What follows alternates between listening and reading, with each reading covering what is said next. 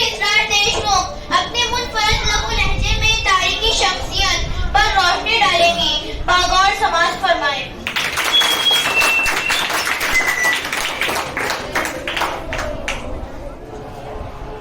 अस्सलामु अलैकुम व रहमतुल्लाहि व बरकातुहू। हिंदुस्तान की मुगल सल्तनत का बानी ज़हीरुद्दीन मोहम्मद बाबर। ज़हीरुद्दीन मोहम्मद बाबर की पैदाइश 14 फरवरी 1483 में हुई। वो हिंदुस्तान की मुगल सल्तनत का बानी थे। ज़हीरुद्दीन मोहम्मद बाबर उनके वालिद तैमूर और मां निगार खानम की तरफ से वो चंगेज खान की नस्ल से थे। उनके रगों में 2 बड़े फातहीन का खून दौड़ रहा था।